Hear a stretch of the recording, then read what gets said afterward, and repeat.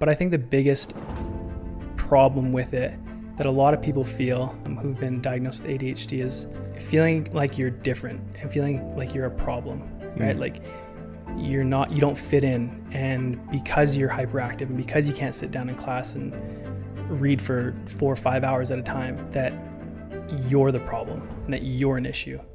It's crazy because my entire life I just thought it was something that I was stuck with, and that there's nothing that you can do to improve it. You just got to take medication, and that's what it is. But then honestly, the first thing that I did that I started to realize what helped me was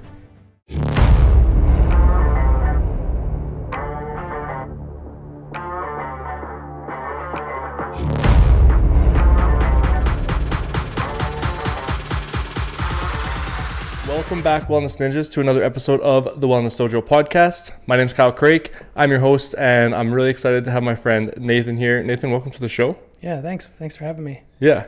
Are you excited to be here? Yeah, I am really excited. It's going to be fun. I've never done this before, so yeah, excited to kind of share some insight. Yeah, well, I'm really excited to get into this subject matter. It's something that I've been wanting to have a conversation on the podcast for a while now. And then you and I connected like a few years ago, really. Yeah. Which is kind of cool, we were just talking about it, just doing some basketball. Yeah. Some business basketball. Living the glory days. Yeah, maybe for you. For me, I was never good at it, so. Yeah, I don't know. It's a pastime. Yeah, but it's fun to get out there and act like a kid again sometimes. Yeah, right? Too. Absolutely. Yeah. So one of the other things that we've really connected over is we both have a passion, it seems, for taking our life experience, the things that we've been through, struggles, challenges, lessons, and helping other people with those things. Yeah. And one of the ways that you mentioned that you really want to help people with that is through your experience with ADHD. Yeah, absolutely. Yeah, I think that it's a topic that not a lot of people talk about. It's kind of just thrown around almost like willy-nilly nowadays. And so, I think that there's a lot of people out there that have ADHD, whether they're adults or whether they're kids or teenagers, that just, kind of feel alone. So yeah, I think it's important to bring it up. And I think there's a lot of people who have lived with it for so long too, and maybe don't even recognize that they've had it. Absolutely. Yeah. And like you mentioned, not a lot of people are talking about it. There's more and more information coming out about it now, but I agree. I don't think enough people are actually talking about their lived experience with it and those types of things. So I'm excited to get into that with you. Yeah, it'll be fun. I'm excited. Yeah. So let's start there. Like for you, in your experience with it, like describe ADHD. What is it? Oh man, it's a loaded question. Honestly, I guess looking at it from like a definition standpoint, right? Like it's a neurodivergence disability, right? But it shows up in different people in different ways, whether that's hyperactivity or, inattentiveness or, whatever it may be. So for me, I guess I'll give you a little bit of my background. So I grew up in a, stable home. I have 3 siblings and a mom and dad. I was always that kid that was getting into trouble from a young age. I was, I remember even now my parents tell me about like the times that I was a baby and I'd be coloring markers all over my face when I should be sleeping and climbing on top of the fridge or freezer to get ice cream at like 3. Just finding ways to get into trouble. And so a lot of it was hyperactivity for me. But a large portion of it too was, inattentiveness. And so, I guess I believe it was grade 3. I went and, the teachers basically told my parents, like, you need to get this kid tested. Like, something's not clicking up there. Mm-hmm. And so I went and got tested in grade 3, and through all the psychological testing that they do was determined that I have ADHD. And so at that point, like grade 3, you don't really think anything of it, right? They threw me on medication right away, and, whether it made me better or fixed me or whatever they want to say. I've been on medication ever since then. So yeah, I mean, it was definitely difficult throughout my entire life dealing with it. There's lots of ups and downs and highs and lows.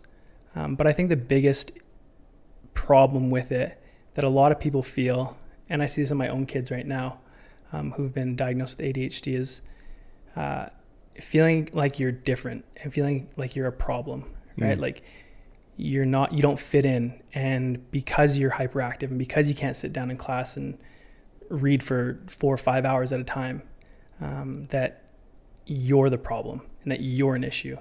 And so I think that was my biggest thing with ADHD, and still is. I still struggle with it. Is like that confidence of, feeling different, right? And feeling like it's a disability instead of honestly like an ability, right? So, yeah. Yeah. Did you feel like, when you even think back to, like, that's a long time ago, right? When you first kind of got that diagnosis, but do you recognize that, like, there was like personal shame and stuff that was coming along with it, in terms of, like you mentioned, you're in class and, you're probably being told all the time, hey, listen up. Why aren't you doing this the way that everybody else is doing this and stuff like that? Was there shame and guilt that kind of came along with that? Oh, absolutely. I think that that's one thing that I see in my son right now, who's struggling with it, is it comes with a lot of shame. 100% it does. And, because it's not like you don't want to do things, right? It's not like you don't want to sit down and study. It's not like you don't want to clean your house. It's not like you don't want to be able to get up off that couch and make dinner or do those things that you should be doing. You want to, but it's on a completely different level of making it so difficult that you just can't get up.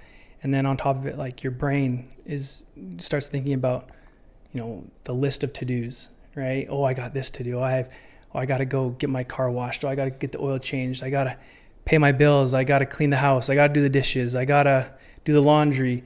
And it becomes extremely overwhelming to the point where they call it ADHD paralysis, right? Where you sit on the couch and you have so much to do and you become so overwhelmed that you just sit there and can't move. And I think that's when the guilt creeps in, right? And that's when the shame creeps in. I remember when I was in grade 3, when I first got diagnosed, I was that kid that, was all over the place, and the teachers would consistently be telling me to sit down, stop moving, don't blurt out, don't interrupt. And it got to the point where they wouldn't be able to do it nowadays, but they took a fridge box and they cut a hole in the front and a door in the side. And I'd sit down on my desk and they put this fridge box over top of my desk so I couldn't see anyone else but the whiteboard. And so, I think that, so from a very young age, I was, in my brain and in my mind, I stuck out. I was different. And it wasn't until a lot later in life that I realized that, it's not a problem. It's not an issue, right? Like, it's something that I should honestly celebrate. It comes with its downfalls, as does anything in life. But, it definitely comes with a lot of guilt. And I feel like that was kind of put in my brain at a very young age because I couldn't do some of the things that other people could do.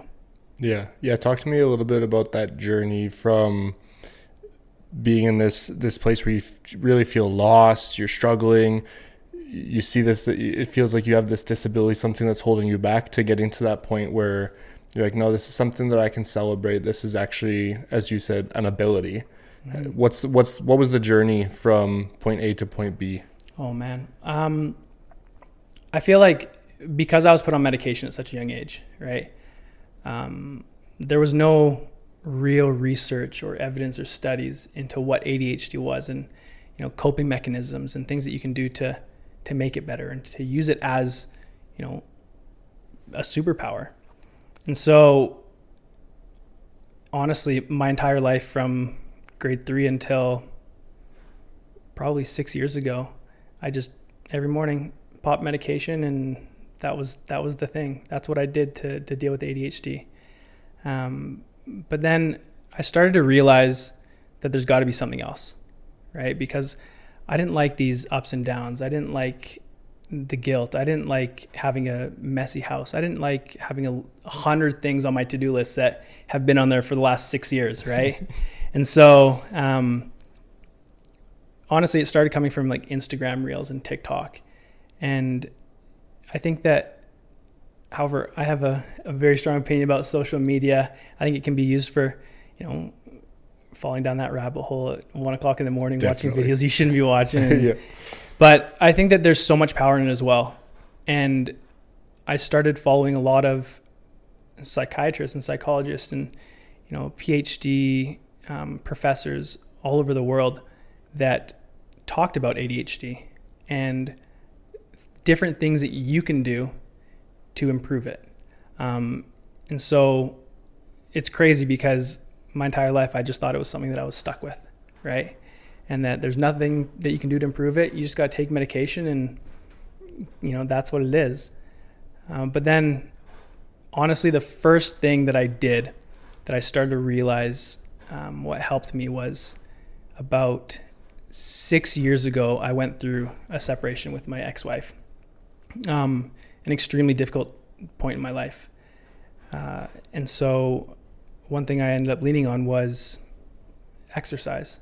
And I started working out and getting to fitness, all the time, where I do work out every single day, and started taking vitamins and supplements to, help, because that's what they say you do, right? You want to be the big jack guy, you got to start taking all the supplements. Yeah, single now, you got to get into shape. Right? Yeah, you got to get looking good. This is my glow up phase. Yeah.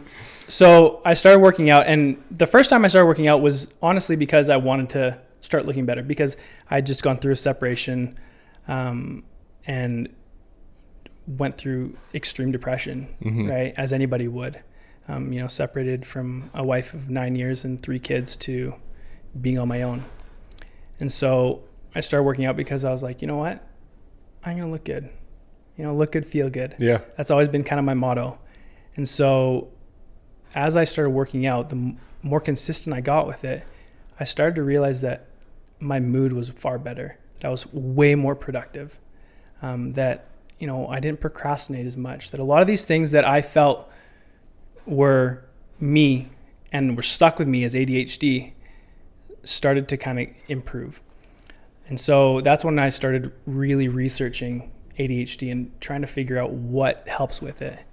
And so I would honestly say my fitness journey was, I guess, the very beginning steps of learning about ADHD and what it truly is and how it can be a superpower.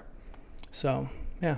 Yeah, that's so cool. And I think it's really important to highlight that aspect too, because ADHD is a product of the mind, right? And when we look at physical fitness, whether you're starting it to like try and look good and feel better physically, the mental impact is there. Like you mentioned, going through like a little bit of depression and stuff like that too. Those hard times, like I can speak from my experience as well. Somebody who's also gone through a separation, also 3 kids, right? And yeah, it's working out was such an asset for me during those times too, just for the mental health alone, but then also having that ability to show that you could focus on something too, like that. Yeah, and I think that's a big thing that you mentioned is like the part of the guilt that we talked about with ADHD is like not sticking to something. Anybody that has ADHD understands, like I was telling my girlfriend the other day, I had a guitar sitting in my house and I was like, I want to learn to play guitar. And so in one night I taught myself how to play guitar. So anybody with ADHD understands that you can pick up hobbies like immediately. That's just the way we work.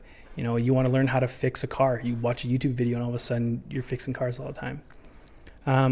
But the difficulty with ADHD is being consistent, right? And having that, I guess, habit building, I feel like is really hard for somebody with ADHD. And with fitness, like you mentioned, it started off as, an appearance thing. But as I started to work out more and more and more, it became my release, to be honest, right? I've told a lot of people that the gym is honestly the only place I can go where the world just shuts off, right? It's my therapy. Definitely. Right? Like I go there, put in my headphones, listen to music, and I just don't think about anything else but what I'm doing. But the biggest thing that I found it helped me with was teaching me that, like, hey, you know what? Like, you can get a habit. You can become habitual with things.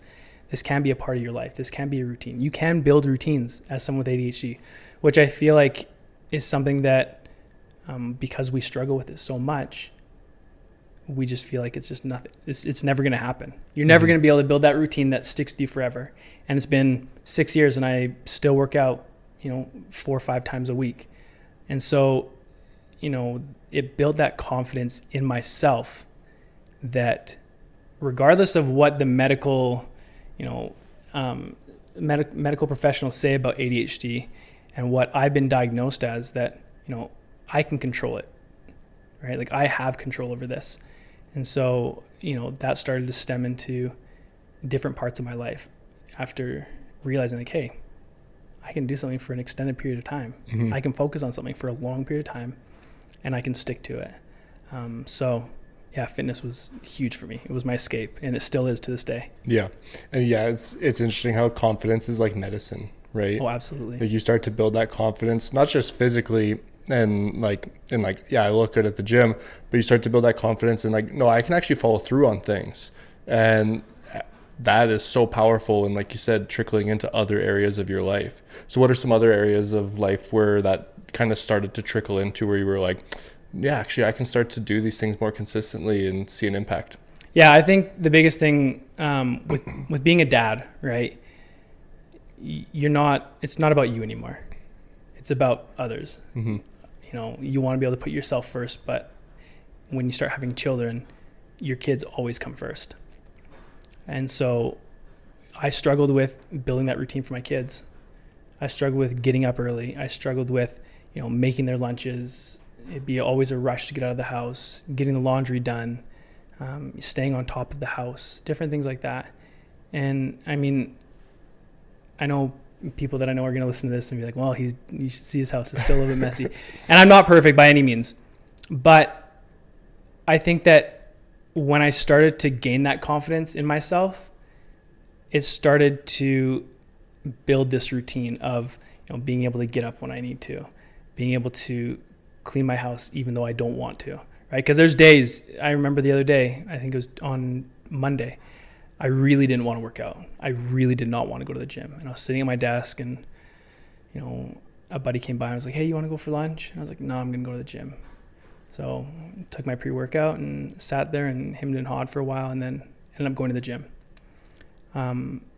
And for someone that doesn't have ADHD, I don't think they understand how huge that is, mm-hmm. right? How big it is to be able to do hard things, right? When you don't want to do something, I feel like when you have ADHD, it gets exacerbated, right? Like it's so hard to be able to overcome these things. And so, getting down to the gym when I didn't want to, I looked over at my buddy and I was like, man, I really didn't want to go to the gym today. He's like, yeah, neither did I. He's like, but look, we did it. We're mm-hmm. here. And that in and of itself was what helped me to build routines in my life for my kids, for myself at work, on the weekends, to be able to, realize like, hey, regardless of what the diagnosis is, I can do anything I put my mind to, which I think is extremely difficult because, like we've talked about, confidence is huge when it comes to ADHD. It comes in its ebbs and flows, right? Like one day you can feel like you're on top of the world, and then all of a sudden you crash and you feel, quite frankly, worthless, and you're sitting around the house and that's when you fall into those depressive stages, and it becomes a lot more difficult to be able to do anything when you're in that kind of mental frame. So it's hard to say what fitness actually did and what that commitment did for my life, but I can say that it has improved in every aspect of my life, in respects to my relationship with my girlfriend, in respects to my relationship with my kids, my day-to-day life, even the way I think about myself, right? So yeah. Yeah, you mentioned how you can kind of hyper focus on certain things. Like, I want to learn how to play guitar. I can sit down and like hyper focus in on that thing. I want to learn how to do this other thing. I can hyper focus in on that thing. In the same way, it's so easy to hyper focus in on the negative, right? You get stuck, like you were just talking about, in those self-worth spirals where you're like, oh, why couldn't I just do the simplest thing? And to counter that, it's so important to celebrate the small things that you do. Right. I'll give you an example. For me, like I recently tore my MCL ligament in my knee, and the fact that over the years I took time to learn how to celebrate the small actions has really saved me through this injury and other injuries that I've had, because I want to be training. I want to be working out the same way that I was and training in martial arts, and the ability to recognize that like, no, the small wins still matter has helped me to still like do the little things that I can still do, which has given me the consistency to make progress. Right. And you know what? I think that you say something interesting there, and it's something that my therapist told me once. And she was like, living life with ADHD is similar to surfing, where when you're surfing, you go and you're at the top of the wave, and then all of a sudden you're back at the bottom, and then you get to the top of the wave and you're back at the bottom.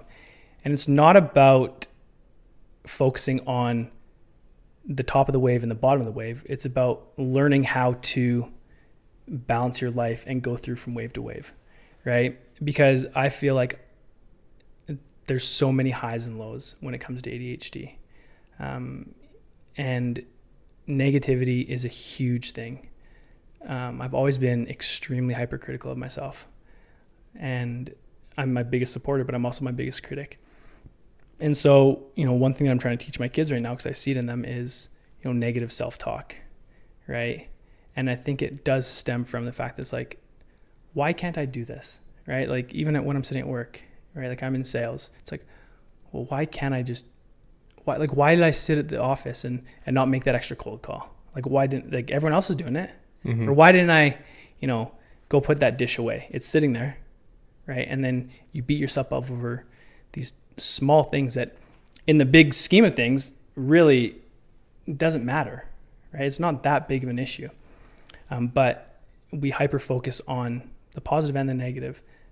But I feel like one thing that I've been trying to improve on is celebrating those wins, right? Mm-hmm. Like you got to pump yourself up. Like you got to support yourself. And you can't just sit there and, beat yourself up day in and day out because you didn't, get up at 6:30 when your alarm went off, you hit the snooze button, or, you didn't do that extra load of laundry, right? Like, well, you got up. That's the first step. Oh, you made a cold call? Oh, good job. My kid's the same thing. It's like he has a book that his teachers do happy faces in. So he gets 3 happy faces in a day. Mm-hmm. 1 in the morning, or 2 in the morning, then 1 in the afternoon. And the other day he came home and I was looking at it and he's like, oh, I only got 2. And he was so upset with himself that he didn't get 3. I was like, hey, but you got 2, right? Like, that's awesome. Mm-hmm. Like you did so good in the morning, the afternoon, whatever, right? Like maybe you didn't eat lunch or maybe something happened, but it's focusing on really what it comes down to, I think, now that we're talking about is it's focusing on how to build that confidence in yourself. And the issue is you see all over social media, right? People only post the good parts of their lives. Mm-hmm. Nobody posts the bad stuff, right? I mean, some people are getting a little bit better at it now, but you look at all these people that are showing their Maseratis and their massive houses and, all of these different things, but they don't actually show the negative things in their lives or mm-hmm. the down parts, struggles, right? Yeah. The struggles that they're going through. And so I feel like that's a big issue, is that we compare ourselves to everyone. And I'm horrible at it, right? I compare myself to people all the time. Like, oh, well, if this person's doing that, why can't I do it? Right. But the only person that you're fighting against, the only person that you're battling against is yourself. Mm-hmm. Right. So if, you just need to beat yourself every day. Yeah. I heard a podcast one time and the guy talked about 1% better every day. And that's kind of been my, my motto in my life is if I can just become 1% better every day, then I can achieve great things. But the important part is celebrating that 1%, right? And in that day, 1% doesn't seem like a lot. It could be putting that dish away in the dishwasher. It could be making an extra call. It could be, being a little bit more patient with your kids. But it's important to celebrate that 1% because in a year it compounds and mm-hmm. the outcomes are exponential. Yeah. Yeah. And comparison is the thief of joy. Absolutely. Right. And we, like you said, we see it on social media all the time, but we do it to ourselves so much too. Like there's this idea that we're always measuring success forwards, instead of backwards, right? And when you're doing that, it's like you're always shooting for that next thing. And I get the vibe that you're kind of like type A type of person as well, or you're goal oriented, you're driven, you want to succeed in life. And like I'm the same way, and I've recognized in myself that there's so much value in sometimes pausing, not putting so much emphasis on where do I still want to go, but looking back and being like, look how far I've come. Like, look at the things that I did. Even on a daily basis, I've started to really check in with myself and be like, what did I gain from today? Like, where are the wins today? How have I gotten better, even in the smallest ways, on a daily, on a weekly, on a monthly? And it really helps me from going down those spirals of like, oh man, I didn't do enough today. Why didn't I make that extra call? Why didn't I send that extra email? Why was I sitting for, 30 minutes doing nothing, just wondering like what to do, right? Those types of things. You start to, and then you compare yourself to other people's highlight reel that you're seeing, being like, well, this person's super successful. It's like, yeah, but you're not seeing the whole story. You're only seeing what they want you to see. One thing that I've started doing that helps me with that, I think it's important to say, like, it's important to be able to have goals as to where you want to be in a certain period of time. Like, without goals, like, what are we doing, right?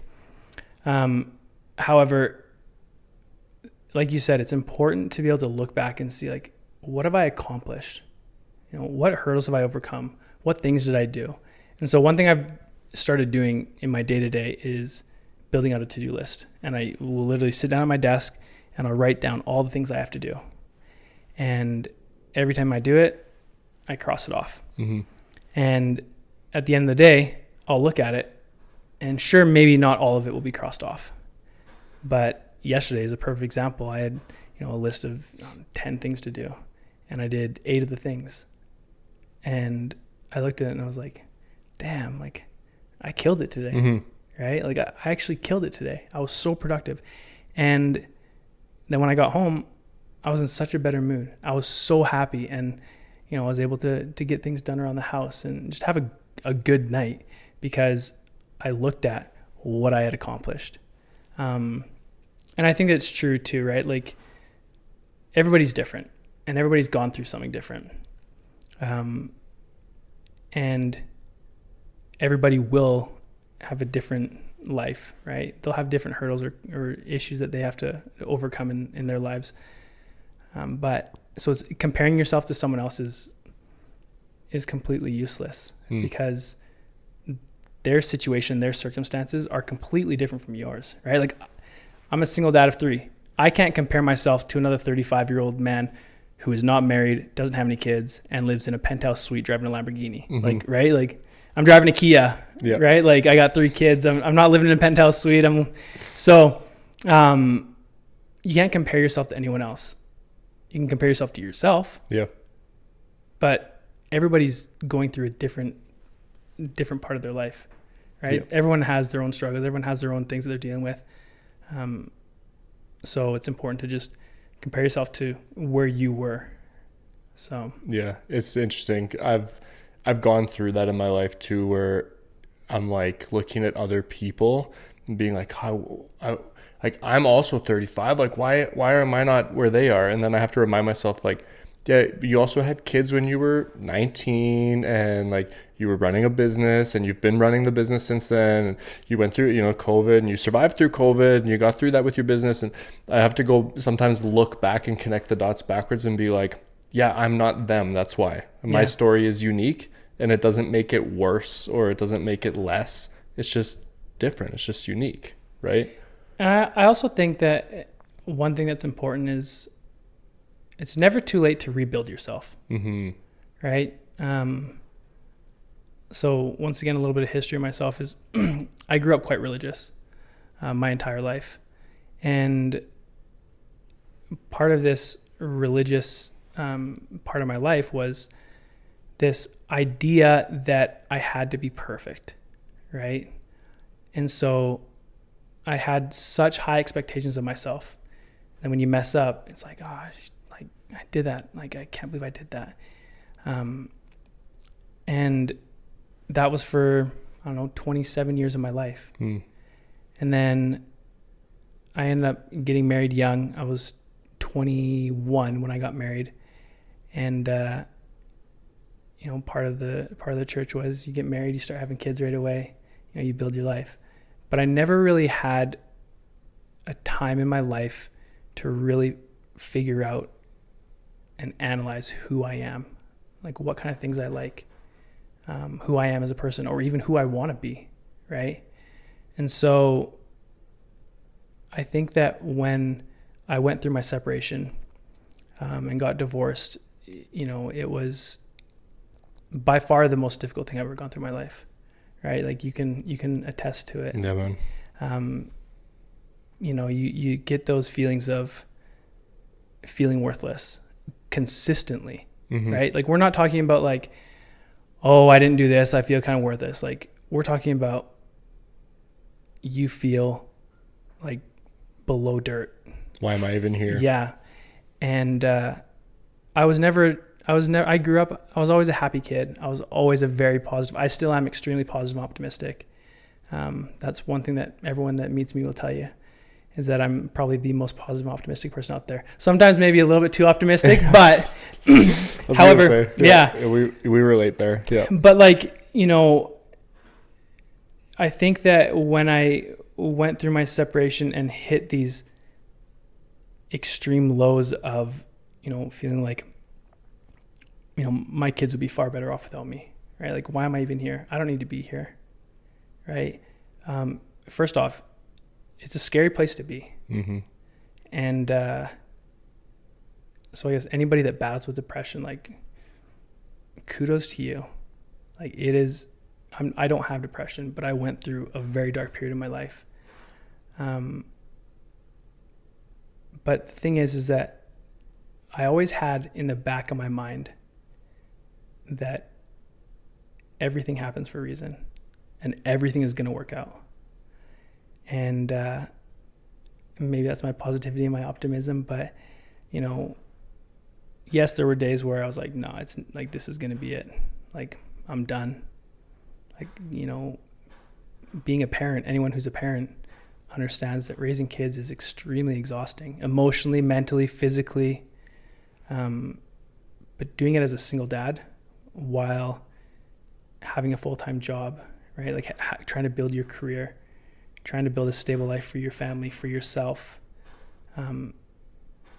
becomes tenfold. And I always had this idea or this feeling that like everything was going to work out. Everything will work out the way it's supposed to be in its own time. And I had a mentor once that told me, he said to me that it's not about looking at the end goal. It's not about focusing on that one thing or where you want to be. It's about enjoying the process. And that was a huge turning point for me, because I started to, I wouldn't say I enjoyed those days, right? Like nobody enjoys those days of sitting in bed and, crying your eyes out, right? Like, you're supposed to be a manly man. Why am I sitting in the shower crying? I should be at the gym right now. Talking men's stuff. But I started to change my perspective from, why me? Why is this happening to me? Why, out of all the people on the earth, why am I the one that has ADHD, right? Why am I the one that's going through this divorce? Why am I the one that's a single dad? Why am I the one that's struggling financially now because of this? I changed that perspective from that to, what can I learn from this? And at 29 years old, I completely reshaped myself, right? I changed, I wouldn't say I changed who I am, because I am who I am. But I did a deep dive on who do I want to be? Like, who is Nathan? Right? Like, what are the things that I want to accomplish in life? And as I started to do that, I started to learn things about myself that I never knew. And that improved my life in ways that I never could have imagined, right? I'm still a single dad. I'm still driving a Kia, right? Like I'm still trying to build a stable life for myself and my kids and my family. But I feel like coming back to ADHD, the important part that I find in life is shifting your perspective from, first off, being negative about everything to, what can I learn from this, right? Oh, you had a crappy day because you sat on the couch and didn't clean your house. Okay, well, what can I learn from this? What's one thing I can do tomorrow that I can celebrate? What's one thing I can do to, reward myself after? I started rewarding myself, right? So I would, clean the house, or I'd do a load of laundry and say, okay, now I can sit down and watch the basketball game for 15 minutes or 20 minutes. Mm-hmm. And as funny as it sounds, like in society, we're taught when you're training a dog, right? Yep. Like you reward them. Oh, you went pee outside. Okay, here's a treat. Oh, you didn't bark at that person. Here's a treat, right? Like, oh, you went to your bed. Here's a treat. Well, why aren't we rewarding ourselves? Yeah. Why aren't we rewarding ourselves for doing those small things? Because whether you have ADHD or not, we want to be able to feel like we're worth something. Yeah. And we want to be able to build that confidence so that we can become that person that we really desire to be. Yeah. And, reshaping yourself at 29 or 30 or 35 or 45 or however old is a scary thing, right? Especially when you have a family. But I think it's the most important thing that you can do is to sit down with yourself and be brutally honest, right? Yeah. What are things I honestly don't like about myself? But instead of dwelling on those, okay, now how can I fix those? Yeah. What do I do? What do I do to become better? And the issue with ADHD and with me is that I'm extremely impatient, right?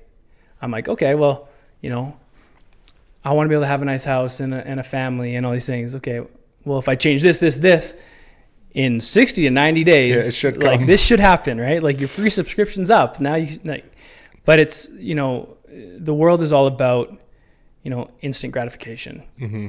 But the truth of the reality is that life is not about instant gratification at all. It is a long, long ride, and you're going to have ups and downs, but it's about improving and getting better every single day. And, no matter what you're going through, no matter what you're struggling with, there's nothing that you can't overcome, mm-hmm. right? Like there's days where I honestly thought that I was done. Like I was tapped out. I remember I called my mom, Kyle, countless times. I mean, like, I can't do this anymore. Like, I can't be a dad, right? I'm done. Mm-hmm. I'm tapping out. And, thank God for my parents and how much they love me and support me. But like, you can overcome anything in life, and it does take hard work and it does take dedication, but it also takes being positive and happy and being proud of yourself. Yeah. Like I feel like pride is a word that today in the world is like, it's a negative thing, right? Oh, well, you're prideful. Well, maybe, but like, look what I've overcome, mm-hmm. right? Like, look at the things I've overcome. Like, I should be able to be proud. I should be able to sit down at the end of the day and be like, man, like I'm proud of myself for doing this. Yeah. So it's funny. I always find this is like the spiritual side of me coming up, but I always find it so interesting having conversations like this and finding these alignments. Like I was just last week on Thursday, I think, talking to, and it's Tuesday, it's Thursday today. So a week ago today, I was talking to my Kung Fu students. I literally compared them to dogs. I was like, you guys need to have better self-talk. Like you need to pump yourself up more. I'm like, what happens with the dog? You like tell it to sit. What do? They're like, you give it a treat. I'm like, yeah, you reward it, right? Yeah. Like you need to reward yourself for the things that you're doing right now.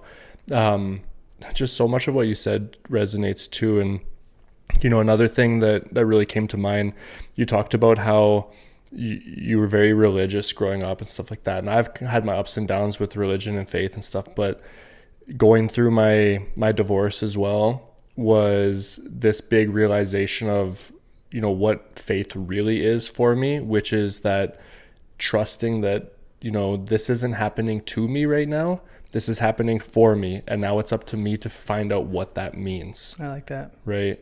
And to me, that's that's really what faith is under everything else. It's the faith in, yeah, this is happening for me. And now I'm going to take ownership and responsibility to do the work to figure out why. I think people undervalue the power of their brain, to be honest, right? And maybe it's because we walk around with these mini computers in our hands all the time, and AI is not helping with that, right? Yeah. Like, you have a computer thinking for you now, but I think people really undervalue the power that, like, positive self-talk and the power that your brain has to be able to do anything. Yeah. Right? Like, well, and like you said too, we're taught not to now. Yeah. We're taught like it's a bad thing to, like, don't be overconfident. Yeah. Don't pump yourself up too much because it's going to be a bad look. Like, what are we doing to ourselves then? Because then we feel guilt and shame for the good things now. Yeah, absolutely. Yeah, I think it's, if people could understand the actual impact that it has on your brain to talk negatively to yourself, I think that there'd be a lot of change in the world. But it's so pounded into us that, you can't be prideful, right? And not prideful in a way like, yeah, like I'm the best in the world, right? Like, but like, to have pride in yourself. I think that celebrating what you've accomplished and celebrating what you're doing is looked at being a negative thing, right? And I remember sitting down and telling my kids, like, and it's funny because I'll talk to them like, look, like, you can do anything you put your brain to. Like, anything you tell your brain, you can do. Like, if you tell yourself, like, I'm a bad kid, I'm so, I'm stupid, I'm dumb, I'm bad, your brain's going to believe it. Like, your brain doesn't know the difference between reality and what's not reality. And so if you tell yourself, like, I'm smart, I tell my son all the time, like, I'm handsome, right? Like, say it, like, repeat after me, like, I'm handsome, I'm smart, like, I'm good, I'm a good boy, like, I listen, and it's funny because my kids always make fun of me because I do that, right? Like, before I go to a meeting, I'll do some self-talk. Before I go into work, when I'm working out, all the time I'm trying to be positive. And it's changed my life, man. Like, going from feeling like you're a piece of garbage and that you're worthless and beating yourself up day in and day out for, why did my marriage fail? Right? Why did I yell at my kids? Or why did I not do this? Or why did I not do that? I'm dumb. Like, man, I'm so stupid. Why did I do that? No, you're not stupid. You made a mistake. So what? Get over it. Right? Like, tough love. But, like, at the same time, it's like, so what? What are you going to do about it?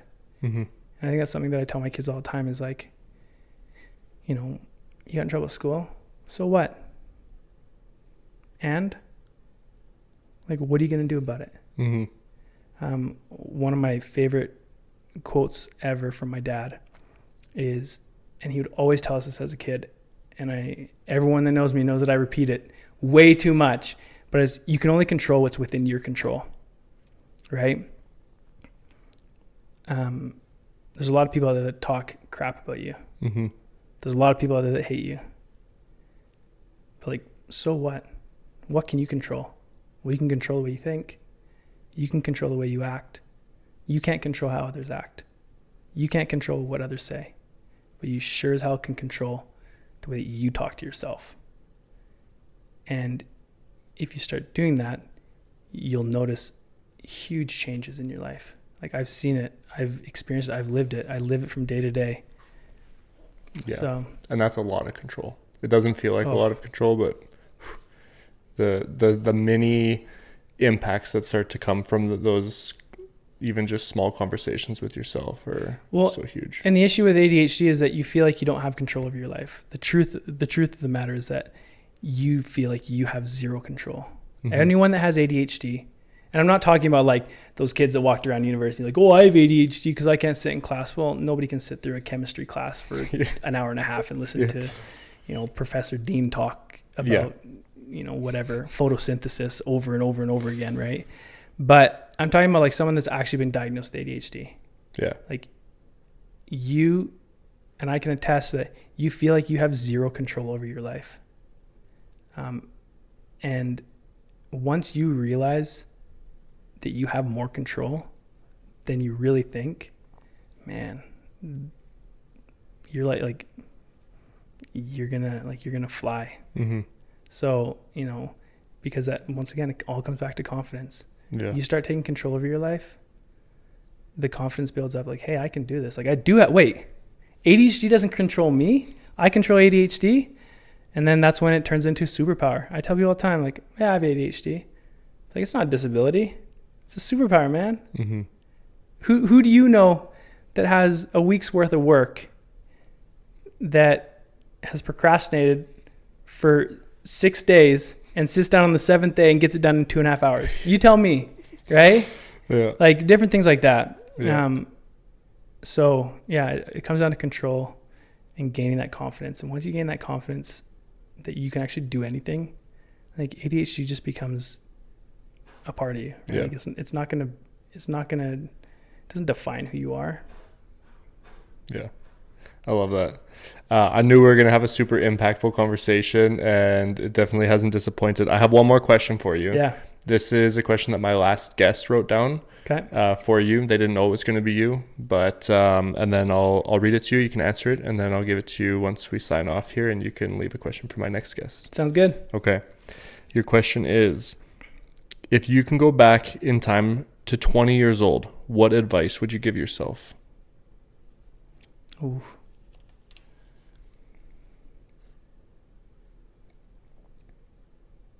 Man, 20-year-old Nathan about to get married. 20-year-old Nathan about to get married. I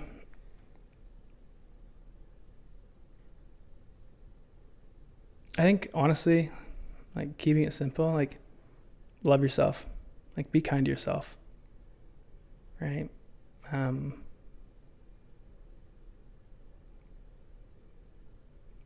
You're gonna go through hard things. Everyone goes through hard things, but like keep your head up. You'll get through it. And I think that's honestly that's kind of why I came on to this podcast, to be honest, was like, I'm a very private person.